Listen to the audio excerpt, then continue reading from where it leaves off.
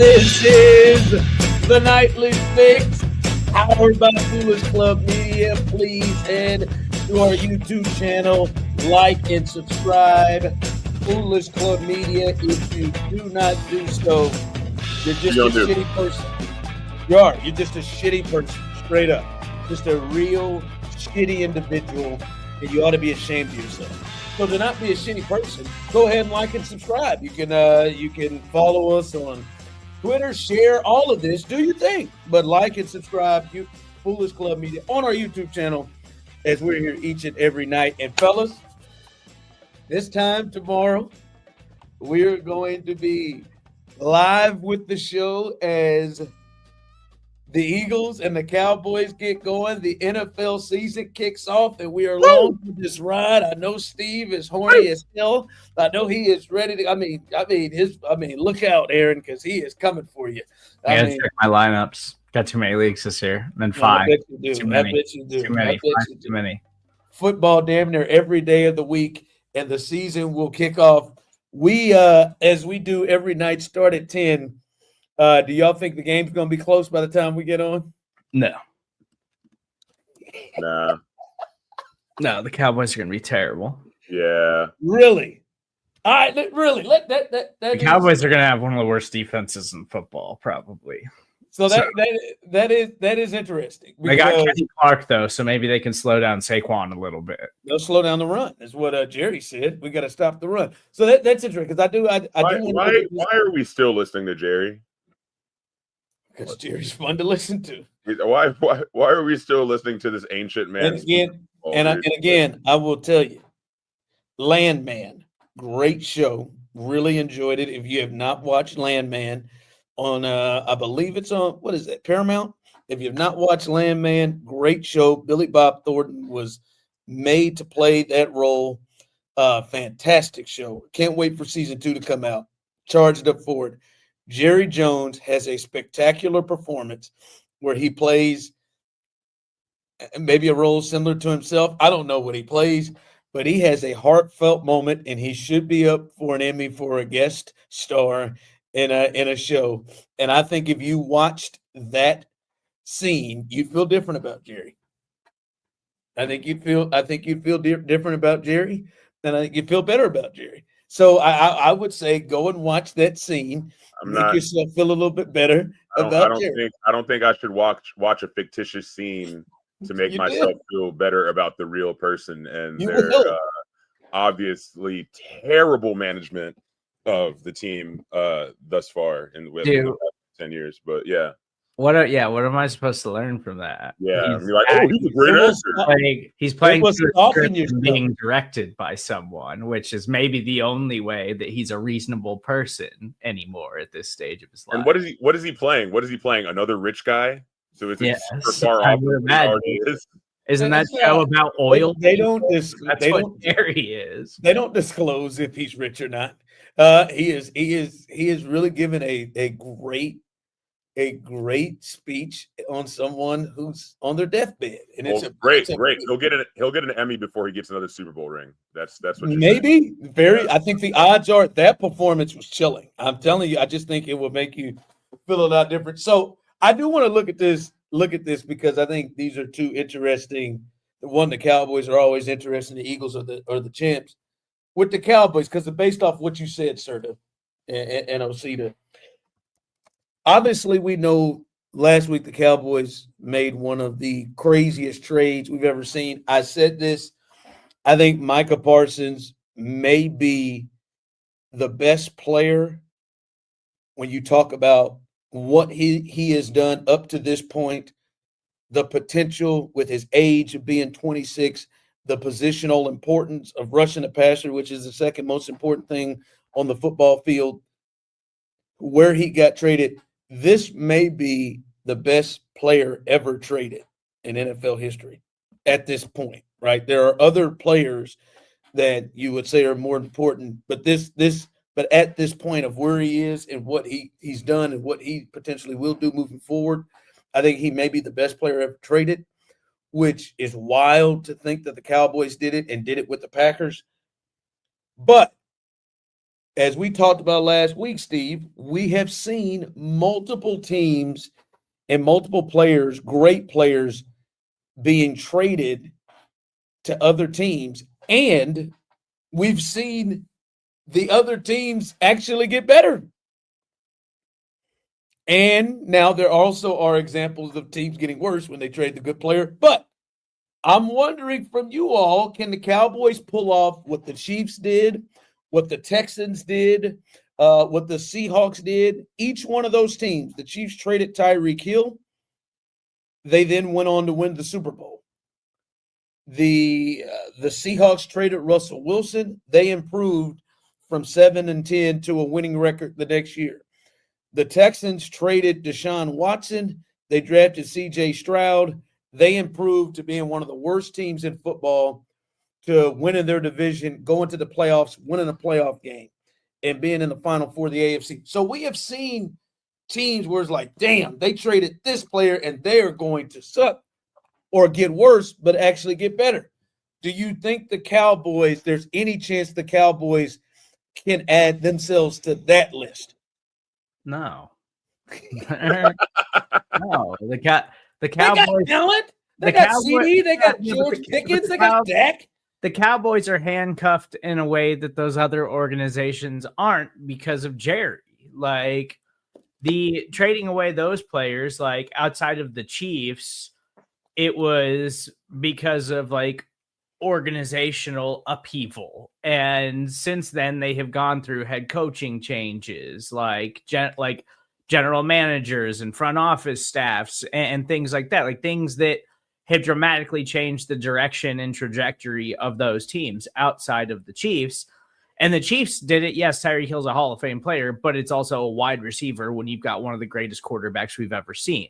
So you can weather that kind of thing. And yes, Micah Parsons is an incredible player, and there's no team in the NFL that is solely dependent on one guy, unless it's a quarterback to matter. And so yeah, you can bounce back from this. Like you're not going to just be the worst team in the NFL for the next 10 years because you traded away a single pass rush superstar. But the Cowboys are handcuffed and have been for a long time. Yes, they've done a good job of drafting and putting talent on the field for the most part, but they haven't sniffed a Super Bowl. Like they haven't actually turned the corner and been like a great team that you're like worried about perennially or something. Yeah, but Steve, we're not talking about a Super Bowl. They were 7 games last year. Do you think, because we have seen this, Osita, you've seen this in a lot of different spaces. We've seen it in a lot of different sports. The Red Sox traded away Rafael Devers, and he was clearly the best player that went to the Giants. And the Red Sox took off, and they're going to make the playoffs. We've seen this in a lot of different spaces, not just the 3 fantastic examples that I just gave, but we've seen this. Guys get better because maybe, that element is out and they improve as a team or whatever. I think you're right on the Chiefs thing. When you have Andy Reid and you have Patrick Mahomes, you can survive it. But clearly they haven't been the same since Tyreek was there. They just had to find different ways to do it. I'm not talking about Super Bowl here. They were in 7 games and didn't make the playoffs. Is this a team that we'll look at and say, all right, the Dallas Cowboys had a better season than they did last year, even though they traded what many people believe is their best player? Look, Ron, I know you haven't lived in Texas for long, but I've lived in Texas my entire life. And for most of my entire life, there's one thing I do know. The Cowboys have been trash. Okay? I don't think they're going to be a team that's going to be able to lose one of their best players and all of a sudden kind of gain some stability and get some traction and just magically start doing better. No, it's not going to happen. I feel like if they were going to do better, they had all the chances within the past like 10 years.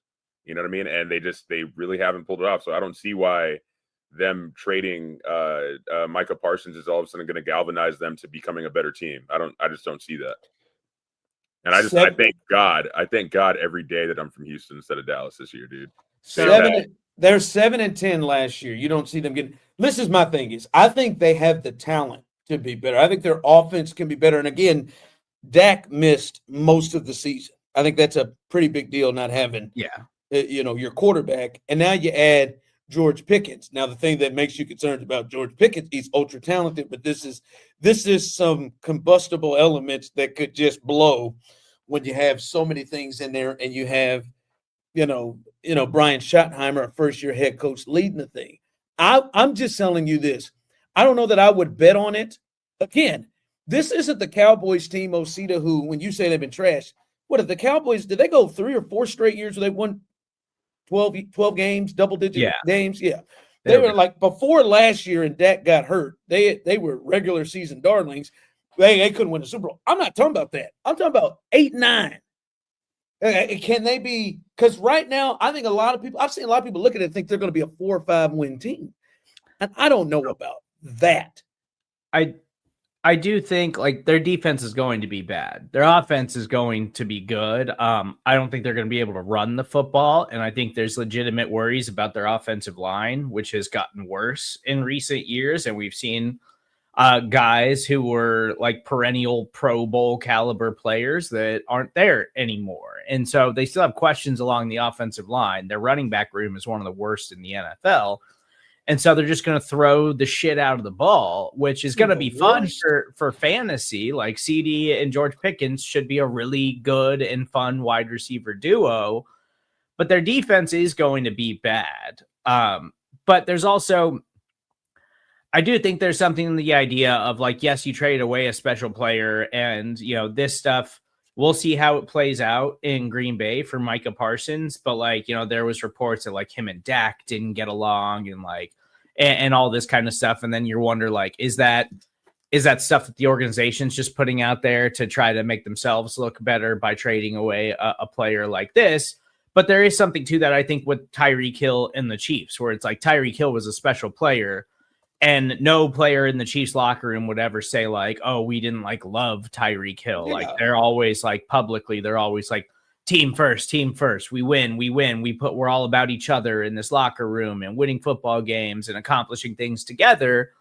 But like you see what's happening with Tyreek Hill in Miami, and you can see why the Chiefs said that's the guy that we're not gonna keep around. Like you see why like Pittsburgh traded Antonio Brown back when they traded Antonio Brown, and Tyreek Hill is going through some of the same stuff. Maybe there is some of that with Micah Parsons, and we'll see that play out. But that doesn't take away from how special of a player he is, even if you don't love the way that he like treats his teammates or acts when it comes to like representing team first. Like he's not, necessarily like a Travis Kelce where he's like, everyone in the organization loves him. Every guy in the locker room loves him and would do anything for him and stuff like that. So yeah, maybe long-term there is like benefits of that, because I think the Chiefs are doing much better locker room wise right now than they would be if Tyreek Hill was in there and Tyreek Hill was, complaining and being a selfish player. But at the end of the day, the Cowboys simply don't have a lot of talent on defense. Like they just gave Deron Bland a big contract, and Deron Bland, had a really good season a couple of years ago, but he's not. Again, he was hurt all last year too. So they didn't have one of their best corners. But he's not a shutdown, lockdown corner. Like he's a good playmaking corner who had that insane pick 6 season, and then Trayvon Diggs is like a good player. But again, that's not enough when you can't generate pressure up front, and their defensive line looks like it's one of the worst in the NFL. No, listen, I've gone back and forth on this, because they won 7 games last year on a second place schedule. And I like Micah Parsons. By the way, Micah Parsons missed a good 6-7 games last year too. And not to mention Dak tore that groin off the bone. So he missed more than half the season. And they had some real issues. I mean, their defense was god awful last year. I mean, they gave up 44 points at home to the Saints. Like, all right, like they were really bad last year. We'll see if they're even worse this year. But I definitely think if Dak, I don't think their running back room is as bad as I'm not saying it's great. I mean, Javonte Williams, I like the rookie Blue from Texas. I think can do a lot of different things with some speed. element out there. And Miles Sanders was really good a few years ago with the Eagles, but I wouldn't, say he's anything. Years ago. It's been 3 years since he had a relevant season.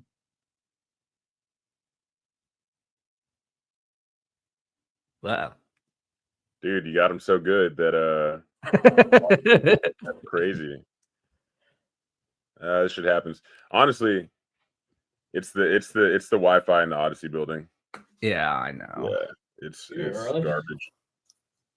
Yeah, it went. Did you pause this, or are you just gonna take it out? I'm just gonna cut it out. Okay, all right. Yeah, it just goes. All right, you ready? Yeah.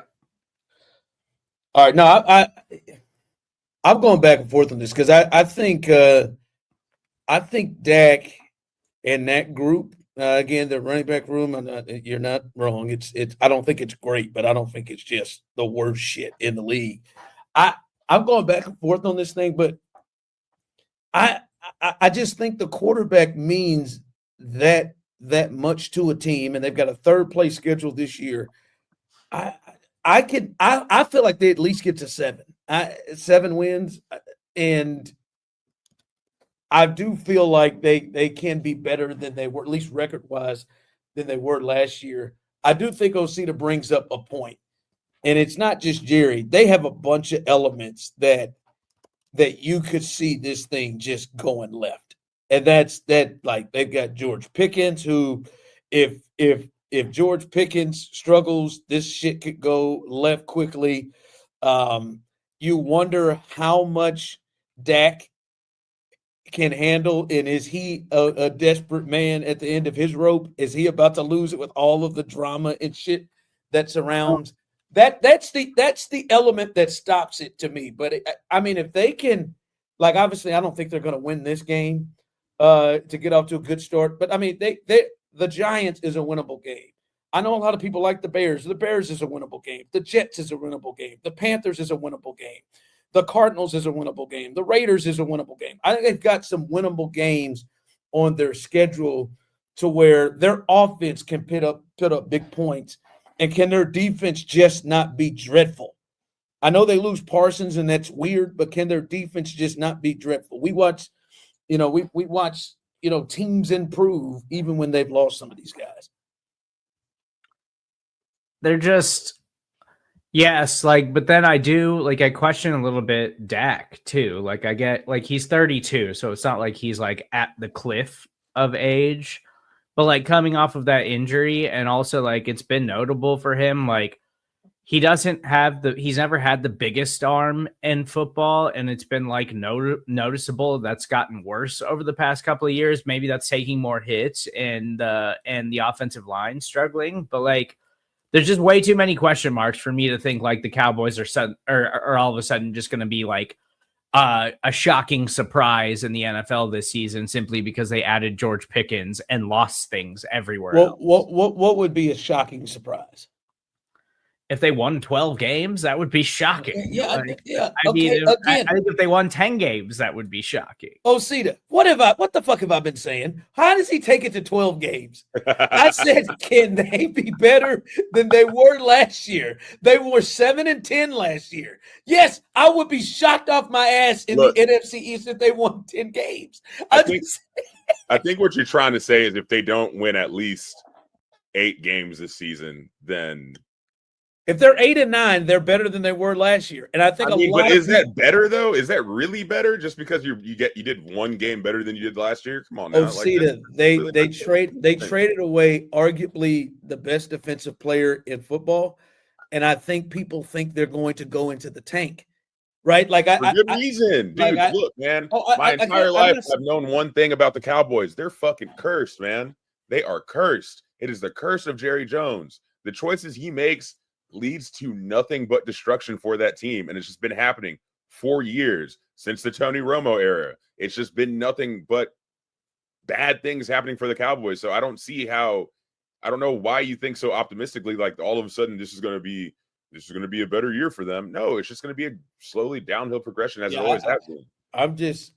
What I'm saying is Osita and Serda is taking this to 13 wins for some reason. What I am saying is Most people, I think, would be, if I just said this, they lost Micah Parsons, and they lost their whole coaching staff, and they're bringing in a rookie head coach and Matt Eberflus, who was a failed head coach, but a good coordinator, failed head coach with the Bears.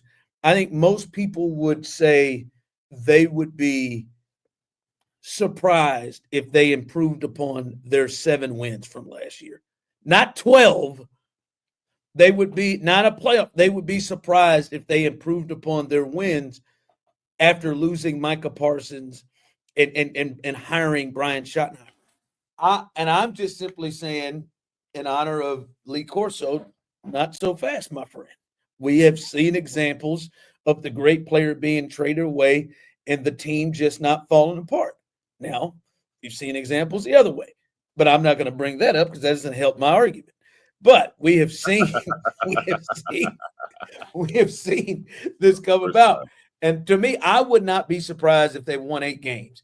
I think obviously Serda would be, and clearly you, Osita, believe it doesn't matter. They're just going to hell in the handbasket.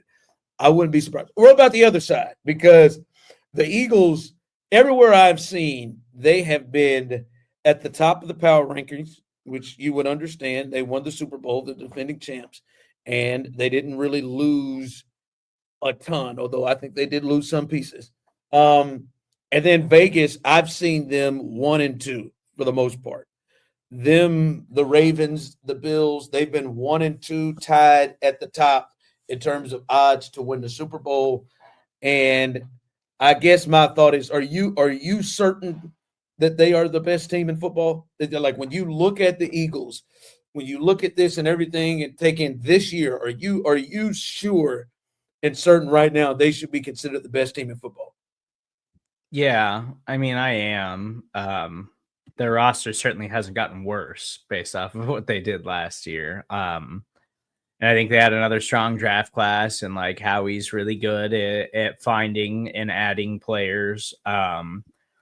They should really, I mean, on paper, it's like, yeah, they were pretty young last year on the defensive side of the ball. So you get all those guys back and you're like, okay, they could potentially be better than they were last season. But it's really hard to replicate things year over year in the NFL. And then you got to, you keep guys healthy, and that offensive line's 1 year older. Like, can Saquon take 400 touches again like he did last year? Because like Jalen Hurts had like it was like over the last half of the season last year, he only had like a handful of passes when the Eagles were trailing because they were so dominant that like they were just always ahead in the fourth quarter, and not just like ahead by slim margins, but ahead by like multiple touches to where they could just run the football down your throat. I think it's really hard to replicate that year over year, especially when you have a new offensive coordinator. You have you have teams who have all of that film from last year, and they're going to spend all offseason dissecting it and trying to find ways to slow you down. So that's why things change year over year. But like on paper, I think they still have the most talented roster in the NFL. It's a lot of variables that go into play throughout an entirety of a regular season that could change that. But right now, week 1, I do think they still have the most talented team in football. Yeah, they lose Sweat on that D-line. And obviously, for people who watched the Super Bowl and saw him just absolutely dominate the Chiefs' left side of the offensive line, Adoree Jackson is now the second corner. Now we'll see what that looks like. They did obviously Quinyon Mitchell looks like he is really, really good. They just had some real swings and shifts, like big swings and shifts. Like their secondary was god awful 2 years ago, and then it became one of the best in the league. Jalen Carter, I feel like he is not slowing down. He seems to be ascending, but I do wonder, is that pass rush going to be like it was last year, losing Sweat, having to depend more on Nolan Smith to take up a bigger role? The Zach Bond kid, is he really going to be able to pull that off again? I mean, he went from being a special teamer to being one of the best linebackers, off-ball linebackers in football. And then obviously the target is there. And to me you see that person pictured there, Osita? I think teams are, you see that person pictured there, Osita? Channel View zone, a Houston kid right there, and Jalen Hurts. I know the Chiefs did it, and it worked for them. It worked for the Eagles in that game. But I think teams, as you just brought up to Serda, I think they are definitely going to say, all right, I want you to beat our asses. I want you to beat us in a way that we're just not going to let Saquon Barkley go off, and we are going to put it in your hands and believe that you're not if we do die, the death will have much better chance of staving off death if we allow you to be the one that hurts us. And I think this is a year where Jalen Hurts is going to be called upon to see if he is really that next level guy, because I don't like Saquon Barkley just ran roughshod over people, and their offensive line is really, really good, the best in football, them and the Lions probably. But I think this is the year of let's see what Jalen Hurts can do. Let's see if he can beat us. And not let Saquon do it. And as you said, they're very, very talented, but that is going to be a shift. We watched it from teams that have been very, very successful in the past, the Chiefs, when they changed up shit and just took away like the deep downfield stuff and try to make you win a different way. I want to see, and I think we are going to see if Jalen Hurts is indeed a top 5-10 quarterback. But I agree. I think the Eagles should be right now. They're the champs, and they dominated at the end of the season, and they should be looked at as the top team. But I don't feel like they are runaway dominant. I wouldn't be surprised. I wouldn't be surprised at all if they're not the number one seed. I'd be surprised if they didn't make the playoffs. But I wouldn't be surprised if they're not as dominant or as clear-cut above the way Vegas and the way that a lot of power rankings have. They're nice. They're cool. They'll be all right. They better beat the hell out of the Cowboys. This first game. Will. They like that. Like if that one is close, if we are on tomorrow night at this time, and the Cowboys are in this game, and this thing is tighter, like I think that'll be a wake up call. Now, again, last year the Eagles started off 1-1 and had a bit of a slow start, and then really kicked it into gear the second half of the season. But this team, especially as the way y'all talking about the Cowboys, this team should beat the hell out of the Cowboys. So the Eagles are 8.5-point favorites. 8.5, which is like the second highest line in week one. So 8.5 is quite a bit in football. The only one that's higher, there's two other games that are 8.5, and the Ravens are favored by 12.5 over the Browns right now.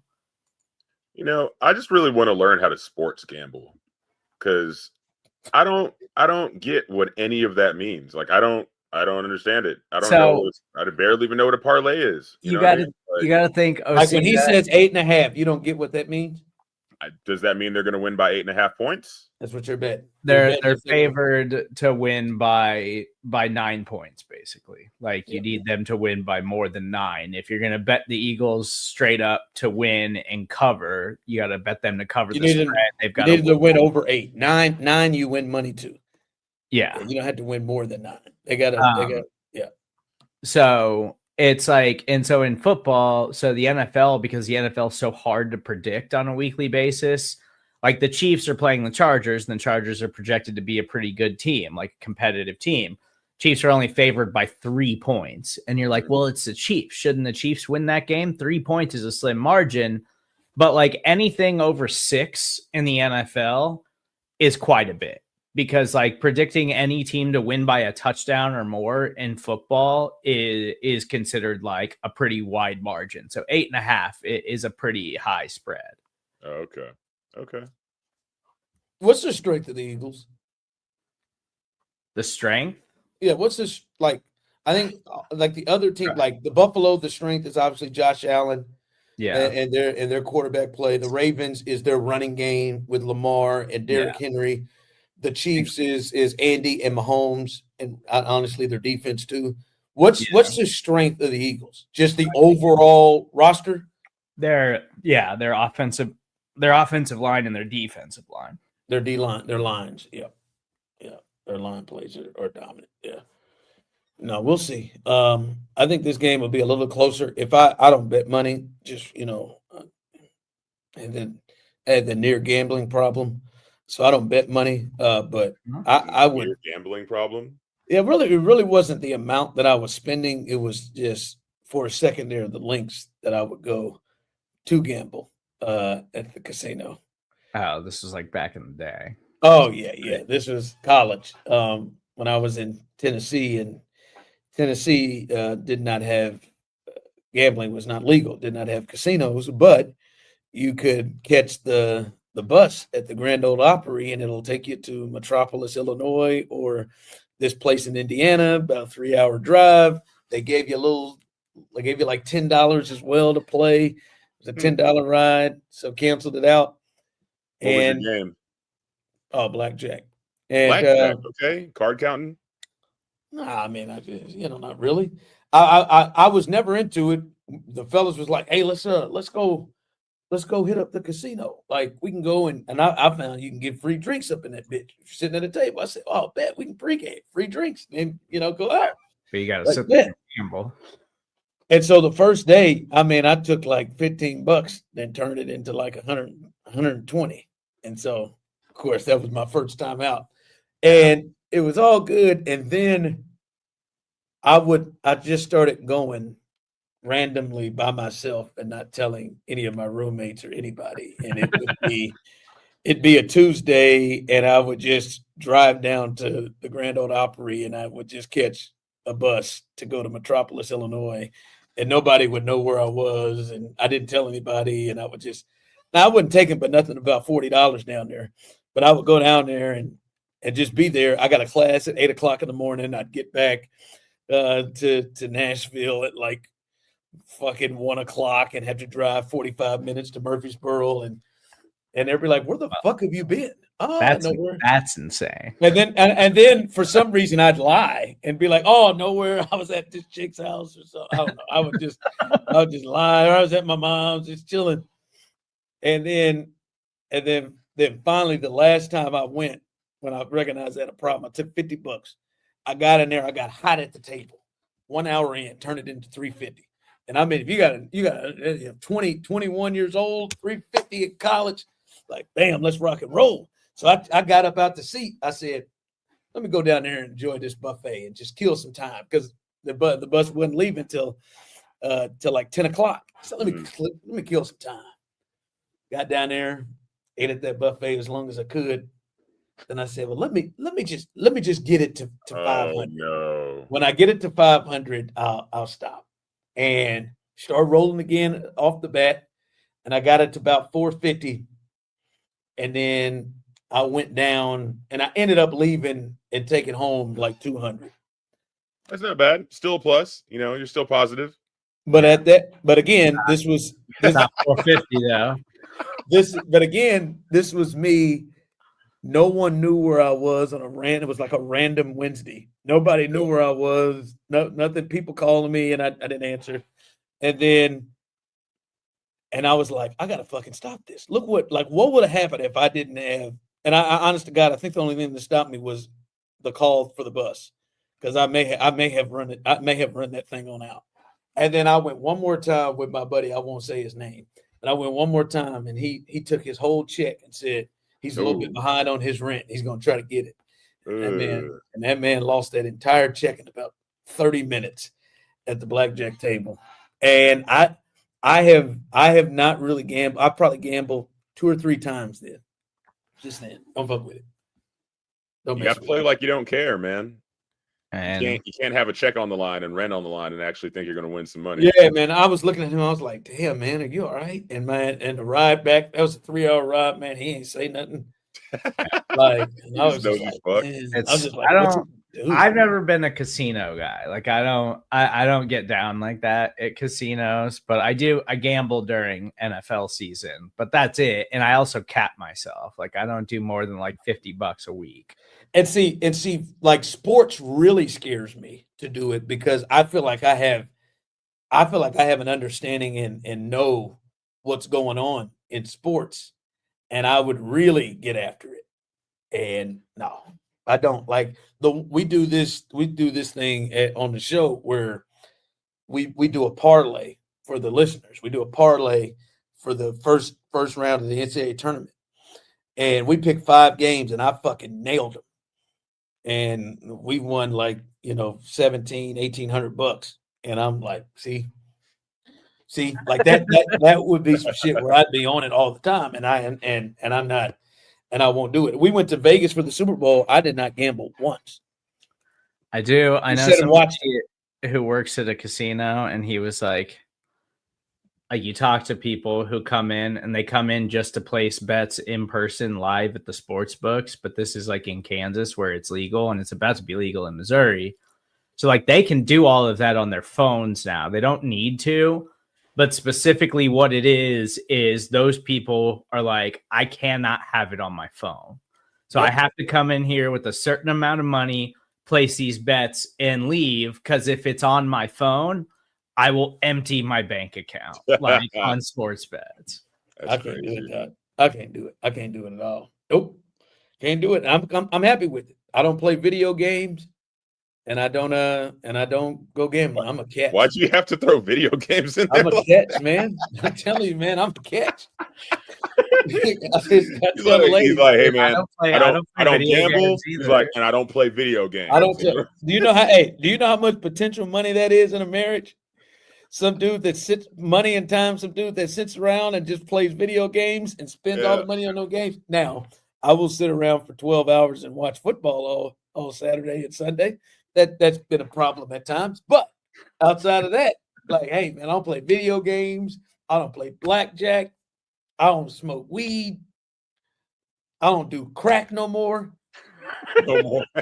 I'm out like it heroin. sounds like you've just taken all the joy and whimsy out of your life, Ron. I don't know what's going on, but heroin. One of the 5 things you just listed, you should probably try again. Like my vices are if you get me in a beer pong game or a tournament, I'll whoop your ass. No chance. I will whoop you up and down the fucking table, dude. Let's go. I'll head to the office right now. I'll take off work and go to the office right now. We can do this live on the air. No, we don't need to do it live on the air. I mean, you can come to the crib and play on the hallowed Ronald Charles Hughley II table. I'm just telling you, I have. This man is 50 years old and he's still playing beer pong though. That's crazy. I've become a pretty good darts player, like in my 30s. Like you look like you play darts with a cigarette. I'm good. I'm good at darts. You go out, you have a couple of drinks with some friends. Hey, let's hit the start board. Let's bet $20 on a game or whatever. See, that I used to. It was one of my job. It was like my job in college, and then I still have it in the garage. I had it. I don't know if you remember this, Serda. I think when I would keep the table, cup, and balls in my trunk. I have a there. We'd be at work and just be in there for whatever. I'm ready to go. I got a table with my name engraved on it all the way across. No shit. It folds up like a briefcase. I'll send it to you, and and I can pull it out at any point. I haven't played it in a minute, but I'm serious about it. But if I get lost in a beer pong game, I can forget. I can forget that I'm supposed to meet you somewhere. That has gotten me in trouble. I can forget. Like, yeah, I remember I forgot to go pick up. I think I forgot to pick up Courtney from work or something one time. I got lost in a beer pong game. So I mean, those are. Hey, but I don't do crack. It sounds like you're suffering from balance. You know what I mean? Like this was a long time. Fuck you. This was a long time ago. Let me forget my life, the things that I really need to do. You know what I'm saying? And we were rolling, man. We were on the table. I think we had won 3 or 4 in a row, man. I just hit a bounce on somebody. But your wife needed you. She was the girlfriend at the time. But you're right. It was 16 years ago. I've gotten better. All right. but it's still in that. It's in that garage. It can be dusted off. Get a fucking heat check in this bitch. So.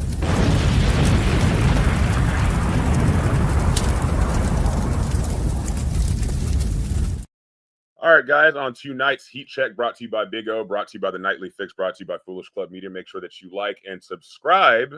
So as we all know, and Ron likes to remind me constantly, I am new to sports fandom, all right? So this year I got in my bracket for NCAA, and I did really, really well. You know, I had Duke and Houston in the finals, and I had a little bit of hometown pride instead of like looking at the facts, and I thought that Houston could pull it off, but, you know, it is what it is. But I still got third place in the office, which was super sick. So this year we're doing fantasy, and I figured I haven't done fantasy in literally like a couple, like maybe a decade or something like that. So I figured this would be the year. So I had 2 fantasy drafts. First one was for the office, and the second one was with some homies. First off, in the first one, I was the 15th pick. And it's not exactly the dream spot, but, you know. 15th pick? Yeah, 15th pick. Odyssey had like 16, 17 people or something like that. More than 12 is just. It was kind of ridiculous. I wouldn't enter it. 16's tough. So I decided to do some reading, you know, and apparently like the ideal draft order that you should go is like, you know, first couple of rounds you get wide receivers and running backs, you know, second couple of rounds get, you know, running backs and tight ends, and then, you know, wait to get your quarterback. You know, I did all that kind of. I had some hiccups here and there, but my main draft strategy was based on like 3 schools of thought. All right. I had names that I recognize, aka the ESPN approved method. I had players with high fantasy points, which was my lazy but probably hopefully effective method. And I also had people with really funny names because I'm 34, but I'm still a little kid. All right. So today I want to play a game, guys, both of you guys. I'm going to give you both of my draft rosters, and I want you to kind of see which school of thought I went while picking these people. I want to see if you can guess where my head was at while I was doing these drafts, all right? I'm not going to go in order of, like, the draft order, but it's just going to be, like, in order of, like, how the roster is at the moment, all right? All right, so first off, for quarterback, we have Jalen Hurts. What do you think it was? Name? I think that one was name. I think it's just name recognition. Yeah. Obviously, Jalen Hurts. I heard you guys talk about him. Hurts is a fun name, but I think it was name recognition. Yeah, it was definitely name recognition on his part, and I'm really, really glad I got him because apparently he's going to be great this year. So we shall see. Hopefully, he gets me a win. And then, okay, at running back, I have Chuba Hubbard. Chuba. Yeah. It's Chuba. Yeah, it's got to be the name. Chuba Hubbard. Yeah. Okay. Yeah, it was a funny name, so I decided to get that. Aaron Jones Sr. Did you really recognize Aaron Jones? Oh, what are the categories? ESPN. So the categories are names I recognize, people with funny names, or fantasy points. So it's got to be fantasy points with Aaron Jones. Fantasy points at that point in the draft, you know what I mean, or just fantasy points like overall. So you just projected fantasy points, right? Exactly. Yeah. All right, definitely that. Tyreek Hill. I think you recognize Tyreek. Yeah, recognition. Most definitely. Okay, Drake London. Name. Fantasy points. Name. Fantasy points. I had no clue who Drake London is. Although I thought it would have been. I thought you were thinking Drake and London. I thought that was. Nah. I don't really fuck with Drake like that, but it is what it is. The next one, Chig Okonkwo. Oh, absolutely. Name. Yeah, there's no way you had any idea. Oh, he recognized him. Okay, so this is actually funny. I had no clue who he was. It's Nigerian. But there's a book called Things Fall Apart. That's like it's like a Nigerian book. It's won Pulitzer Prizes and like a bunch of other shit. Written by this guy named Chinua Achebe, and it's just like about the colonialization of Nigeria back before the Protestants got there and stuff like that. And Okonkwo is like the main character. Like you hear about him in the entire book. So when I saw that, I was like, gotta draft him. You know what I mean? It's like forced reading if you're Nigerian. It's just what it is. All right. What position does he play? It's a decent sleeper. I hope so. All right. Next we have Travis Hunter. Name projected fantasy points. And you were probably one of the ones I was talking to last week that probably made it seem like he was in the wrong for having a child. No, Or I getting didn't know. pregnant. Number one, I was not around last week. I was I doing know my own it. thing. Okay. And I heard about him having a baby, and congrats, So that kind of solidifies his marriage and everything like that. I'm proud of him. It solidified it for you. I thought everything. you would really it would really enhance her being a gold digger for you. Go ahead. Having a baby? Yeah, I thought you would, because you were one saying, man, they need to be telling him, he need to be watching out for these gold diggers. Look, I mean, okay, there is an argument to be said for like she got his ass now. Someone's That's what I trying thought to, you was. yeah, got him. You got him with the baby and stuff like that. But I feel like there are things, and this as a parent, but you were a good person, I'm assuming, before you were a parent in the first place. There are things that start to change in your like brain chemistry as you have a child. You stop thinking about yourself as much. You start thinking about the child more. Hopefully, this is one of those situations where maybe she could have been a gold digger before, and now that they have like a baby, but chill. Maybe now that they have like a baby in the world and stuff like that, it's like, hey, let me stop thinking about myself and let's start thinking about this progeny, this young life. So you're correct. Yeah. You're correct. You still think she's a gold digger. You just think the child may have changed her gold digging ways to make her more loving towards the child. I don't know. Oxytocin. It happens to everybody, man. It's the love drug. All right. Get out of here, man. All right. And then we have Matt Gay, kicker. Yeah, I know he's a kicker. I'm assuming this better be the fantasy like points of what it showed right now, that it would be a good time. I'm a 12-year-old. He had the last name Gay, and I thought that shit was funny. Yeah, I thought it was hilarious.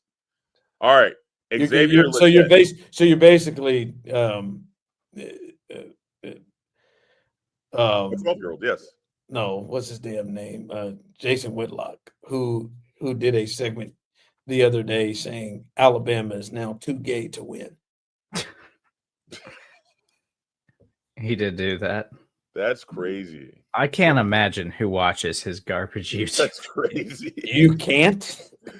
Oh my god. You can't. You are stumped to think about who watches Jason Whitlock. You're stumped. I mean, but like, who even like? Yeah, like who even is like, oh yeah, that's a real thing. It's Alabama. It's too gay. They're too gay to win now. All right, Xavier Legit.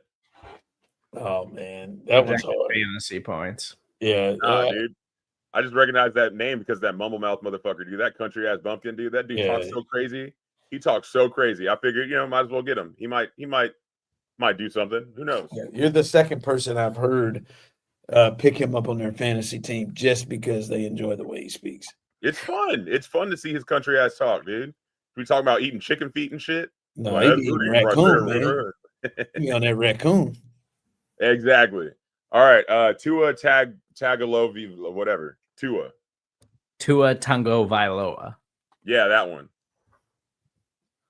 Say that again, Steve. Hear that again? Tua Tagovailoa. I've never quite heard it said like that. Well, maybe you would say Tua Tagovailoa. Charlie Villanova. A basketball player who had alopecia. Is what you just said. I think name recognition. Definitely name recognition. I heard his name a couple of times. I was like, interesting. All right, cool. Tough draft pick though. Yeah. Might get knocked out. We'll see. Trey Benson. Projected fantasy points. For sure. Yeah. All right, Hollywood Brown. Oh, name. You like the Hollywood. For sure. I saw Hollywood. I was like, yeah. All right. His name's Marquise, but go ahead. Oh, really? Why they? Never mind. His nickname. All right, Darren Waller. I don't think you would like Darren Waller. Well, I think projected fantasy points. I don't think definitely projected fantasy. Darren Waller was married to Kelsey Plum. He's got some mental health issues. You should look up his music. You'll hate it. Yeah, he has some mental health issues as well. Hey, haven't we all? You know what I mean? Yeah. You know what I mean? Pretty strong. All right, and last but not least on this first roster, we have Michael Penix Jr. You just thought his name was funny because it was close to penis.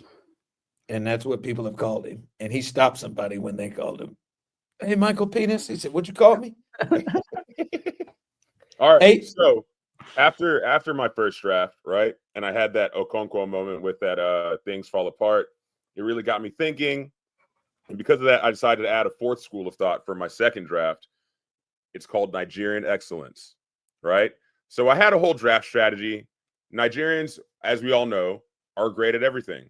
We're really great at everything. So why not be great at football? Hey, don't do that. Don't do that, Ron. Don't you diss my people. I'm just like saying that. you're Nigerian and you're not great at everything. I'm great at everything. I'm wonderful at the things that I do. Yes, I said do. All right.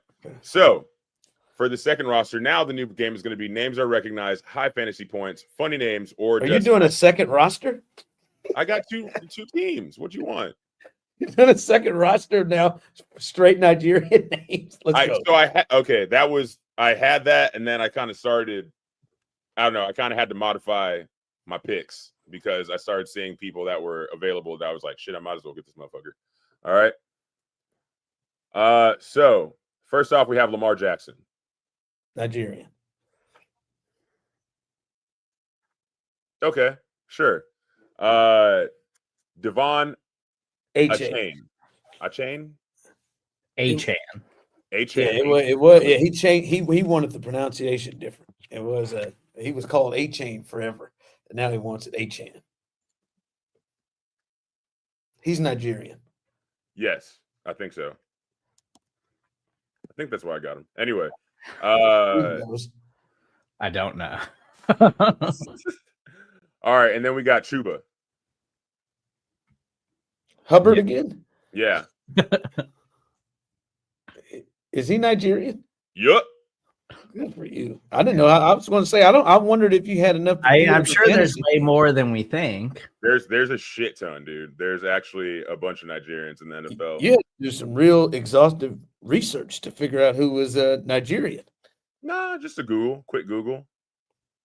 You just looked at Nigerian players in the NFL. Yeah. Oh shit. Okay. Let's see. Who else do we have? Brian Thomas Jr. Is he? Yeah, that's a good pick. I don't think he's not Nigerian. He's just a stud. Yeah, he's just good. Then I also have Tyreek Hill again because he was available, and why the fuck not? No, he's from.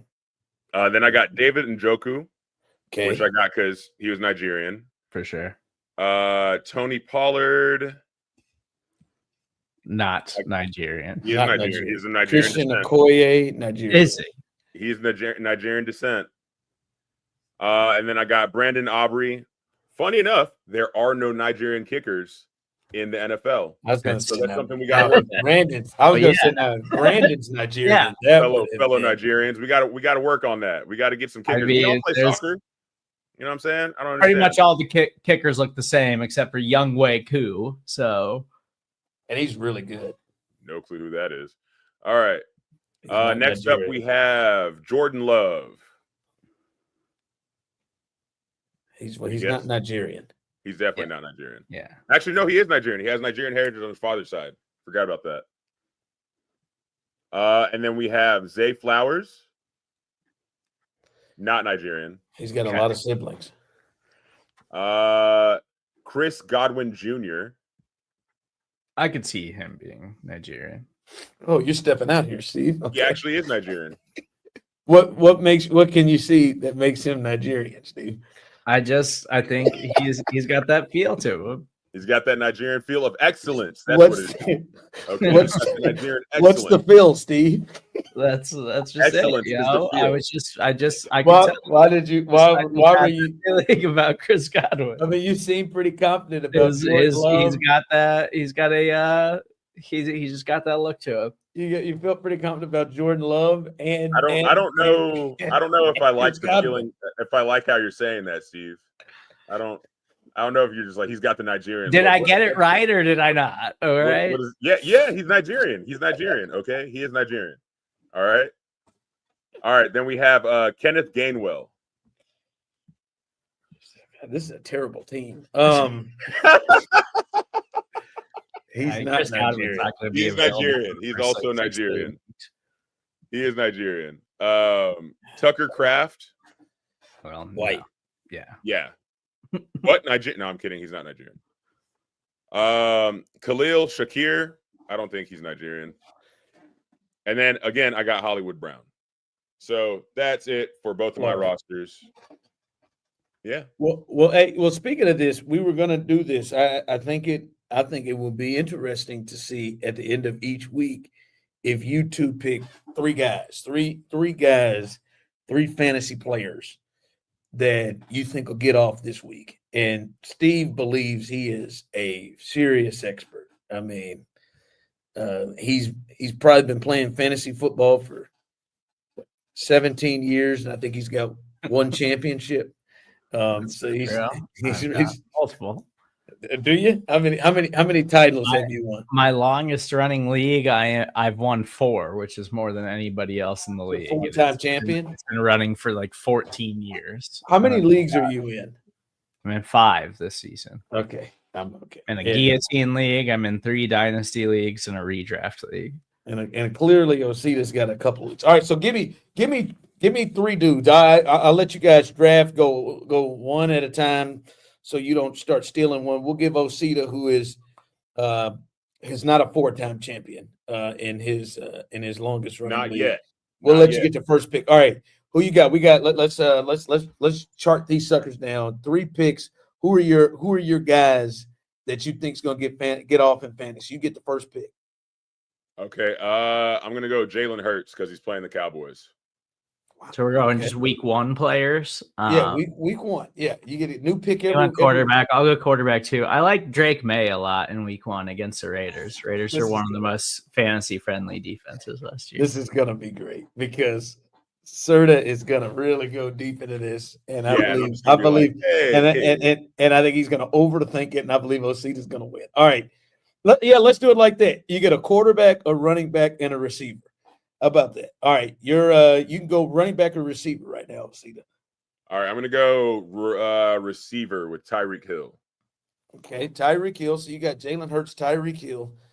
You got running back and receivers, Serda. I'll go wide receiver too, since he did. I'm going to take Terry McLaurin against the Giants. I think hasn't practiced in weeks. Hasn't practiced. I don't think it matters. It matters right? Against the Giants. So you got Scary Terry, and then nobody wants to take Jamar Chase or Justin Jefferson. I got you. All right, Osita, who's your running back? For me, so we're talking about people on our squad already, right? No, anybody around the league in general. Anyone around the league. Okay, I'm just gonna stick to my squad because that's who I know at the moment. Sounds like an awful idea, but I think it's great. Go ahead. So I'm gonna go Chuba because he's on my team. All right. See with the Panthers, Mr. Hubbard, who you got? I'm gonna go with another Patriot. I'm taking rookie Travion Henderson against the Raiders. I think the Raiders are one of the worst defenses in the NFL against pass-catching backs. That's exactly what Travion Henderson does. He's electric. And he's going to be a baller. I'm trying to get there he is against. So any running backs in the league, and we got Hubbard and Travion Henderson. Okay, sounds great. So Osita, you got who's your quarterback? I got Jalen. I got Jalen Hurts. You got Tyreek Hill, and you have Hill, and then Chuba Hubbard, and then Serda. You have Drake May, Travion Henderson. So you got 2 Patriots. All right, that is fantastic. This is going to be great. I will predict right now. 17 weeks, so it is or 18 weeks, so it is uneven. I would predict that Osita is going to win this.